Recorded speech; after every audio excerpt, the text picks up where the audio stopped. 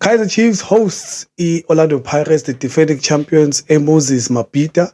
It's been a long week though, since their first leg of match esidlalile league, or bayidlalile league, let me say that. Pirates were the winners. They won 2-1 there. Very, very exciting, that FNB. Now, tickets were open on Monday. Disaster. CompuTicket changed their name to Open Tickets. Simamoli, we're going to Spa, we're going to Checkers, no tickets. They order, they don't give us our money. I even gave up on the whole prospect. Then all of a sudden, just after an hour, I think now 30 minutes, tickets were sold out. Kanjani, we don't know how much ticket available. I heard in the press conference, stadium management telling us that it was, I think, 41,000 tickets for general, and the rest were open for, I think, VVIP and other things that I don't know what they do. It's been a long week. Like, generally, the ticket saga was bad. I'm just hope it doesn't kill the spirit of the derby, because there were a lot of fans, opinions, pundits who think maybe the derby should have been played at FNB. And obviously the PSL CEO has felt like there's no venue big enough for it because they still would have, I think she's alluding, they still would have experienced the same issues. So, this fixture, those are the kind of outside politics you're going to find most of the time. So it's interesting. It gives a buzz, not only here in Gauteng and in Soweto, everywhere in the country. Whenever Pirates and Chiefs meet, the country shakes, media, everyone gets involved in it, and people just want to have an opinion. Hence why we're doing a video. Welcome back to the pod. Welcome back to the channel. If it's your first time watching such a video, please don't forget to like, subscribe, leave a comment, tell me what you think. Are you excited about the derby? Are you a Pirates fan? Are you a Chiefs fan? Can Pirates make history? Can Chiefs make history? And all these things. So, coming back to the match now, the why we are here today is the fact that a lot of things are going to be considered for me, looking at obviously the title of the video and talking about mostly it's Kaizer Chiefs. It's been 10 years. Close to 10 years. It's 9 years and something, but let's just, for the sake of our video, let's say it's 10. Look at the current season. It's been bad. Terrible. Signings, the technical team, the changes that they've tried to make, and the projects almost that they talk about. But now when we rewind and look back, Sipeke from Mangete's time, Antazwane when he took over from the semi-final 2021, when Kevin Hunt was shown the door, and he was now the prodigal son, and we felt like, yeah, he's going to be he's the one, he's going to change things. They told us there's no longer helicopter football. And there were similarities coming, because if you see what's going on or how Nabi wants to play, and he talks about the DNA of the club a lot, this is similar what Mangete probably also was trying to achieve. I would only hope in my heart that he was given the same materials in terms of the technical team and better quality players than he actually inherited at the time. But such it was at the time, and he got replaced. But he also took us to the semi-finals. What's also interesting is that he got booted out by Orlando Pirates. So, when you look at the road that it's been trying to win this competition or try to win a trophy, hasn't been an easy road for us as Kaizer Chiefs fans. So this weekend, I heard people are going to be fasting, people are going to be eating.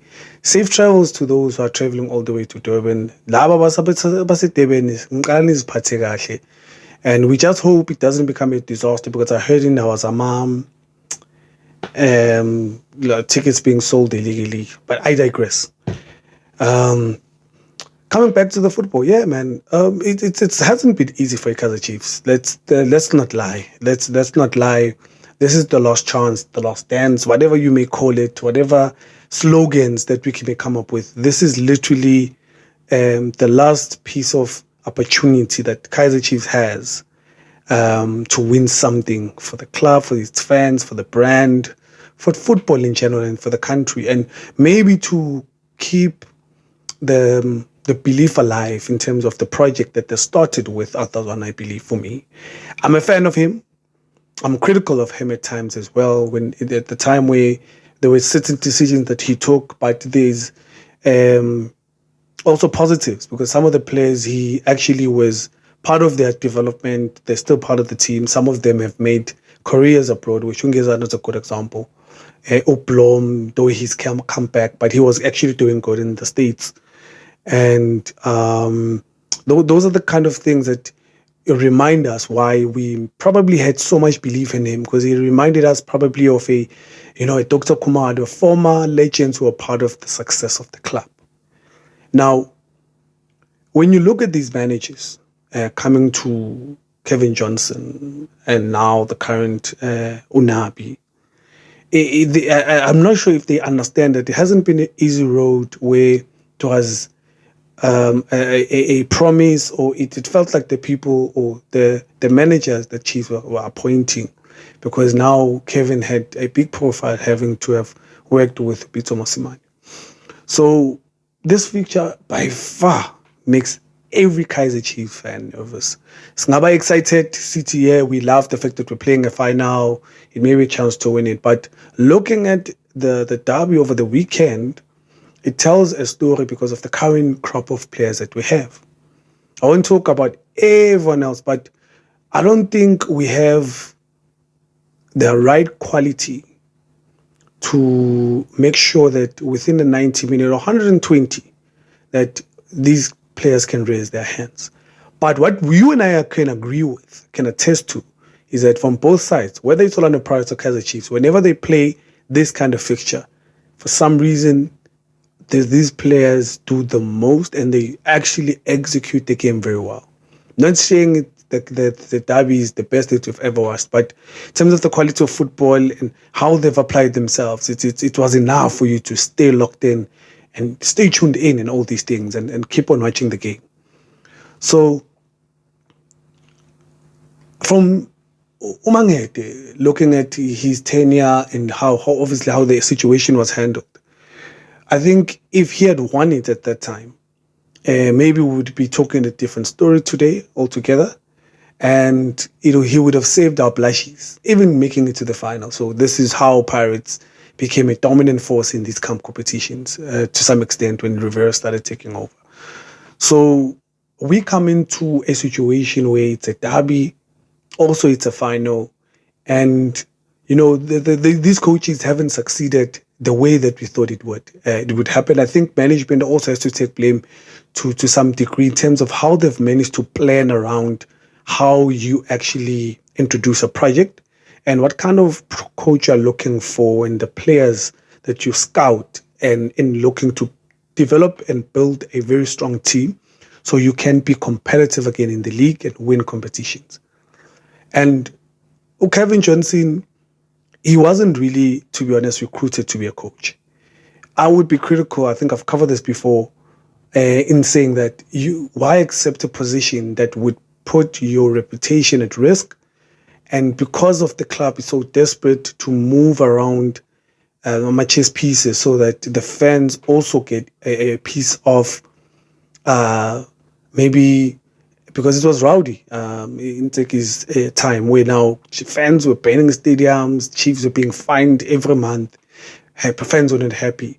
First, there was a time where we were happy with the football, but among it is reign at the time, or when you were still a manager, the problem was, for me, was the players were making too many mistakes. So the form in the league and in income competitions was not really balancing, which is the same thing kind of is happening now, in a sense where they've been bad in the league this year, but when it comes to Nedbank, they've actually been good. If you look at Kaizer Chiefs' road to the final, they've been good. I mean, even against Sundowns, they play phenomenal. Down to the fact that, yes, by winning or we won because of that decision, but you cannot say that Kaizer Chiefs doesn't deserve to be in the final. Now, if I had to include Pirates in this conversation, Pirates are a bigger team. I don't care what Nyazi says about stats and Chiefs having been rested and them being playing midweek, and obviously they made a lot of changes. It's just chess games, mind games, and all these things. And Pirates' sharpness, because we've seen that sometimes maybe a team having to have gotten enough games on their side, it's possible that they are sharp and ready, and they've been in this position before. Kaizer Chiefs, the last time they played in the final, it was 2021 in the Champions League. Well, last time they played the domestic finals in 2019 when they lost against TX Galaxy. So the players now, all of us, to be honest, we don't know if they have the pedigree to go all the way and have it in their stomach, be composed to actually win it against a very, very good team that has won almost all the trophies in the last 3 years. And with a coach that is very astute, a coach that is very tactical, understands the team very well, and the technical team and the analysis, all of them, the analysis that they've actually come up with against most big clubs. I mean, beating Sundowns in finals was a masterclass. So, guys, this fixture, I cannot explain it enough for you to understand how difficult it can be, how difficult it is for everyone who's a fan for Kaizer Chiefs, and also how motivating it can be for if you're an Orlando Pirates fan. You may be worried, yes, because even if you lose, there's still a bit of happiness because they've already won competition. Papelego semi-finals with Champions League, they're number 2 in the league. So they are chasing excellence in a sense where they can improve on the next season depending on who comes in as a coach.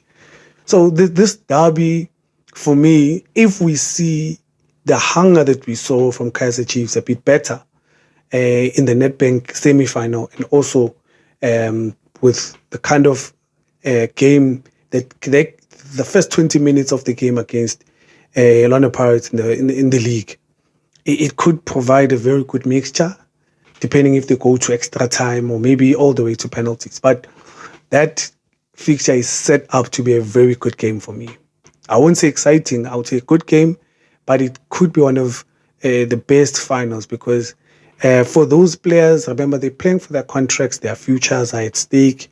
Some of them we have been critical the whole season about them in the league. So you could find that Pirates could just lose it there because their game against, I think it was Marumo Gallants, was not really the best, but we were already expecting them, and they squandered and they wasted a lot of good chances. So they could choke because also if they win this one, it's going to be 3 in a row, back to back, and no club in the PSL era has done that. So do you understand that the Chiefs and Pirates comes together in a very, very strange season where Chiefs is having the worst possible season that they can have, but they have a coach, which is Unabi, who's playing his 5th consecutive final. The last one, when he was coaching, I think is Asfar. He actually lost it in the final, the last dang second. So maybe with that experience, I don't know if it can play in our favor. It can play in Kaizer Chiefs' favor in this instance, and maybe it's going to be a decision or two. But it all depends on who they're going to be putting into the starting lineup. Both clubs have been very cagey about who they're going to use. Well, Pirates is kind of predictable because they don't have much options. But against Golden Arrows midweek, they showed us, Kuti, they may come with a 1 or 2 DDC graduates, and that could be the surprise package, which could actually get them over the line. I think that's what Riviero and the technical team were looking into, that they can actually throw in these kids if need be. My friends, lovers of football, Nedbank final is going to be a banger for me. I'm expecting good football, and I'll leave it there. And let's see, man. Let's see what these guys can cook for us. And can Nabi really do it for me? I'm not sure. Because I'm critical of how the season has gone so far. I don't know how to quantify his season, but all I can say is let's see next season. But with the Nedbank, the only thing I see that is positive is that Kaizer Chiefs has actually raised their hand. They've done good, and they've won their games convincingly. I think there's not a game in the Nedbank where you wouldn't have said, unless we're talking about Stellenbosch, but we want this. We wanted this, and you saw in the body language of the players. With the players that we have available, it's up to the technical team to surprise us, to give us a good lineup, a good balance from defense, midfield, and whoever's going to be taking the responsibility in attack. If they don't win it, it's another season of us complaining, of us blasting coaches. And I have it on good authority. I don't want to spread rumors. I don't want to spread rumors, but I have it on good authority that if Nabi does not win the Nedbank, he might leave. He might be thrown the boots. The question is, if he does this, is it going to be another season where it's a cycle of blaming coaches? I hope it's not true.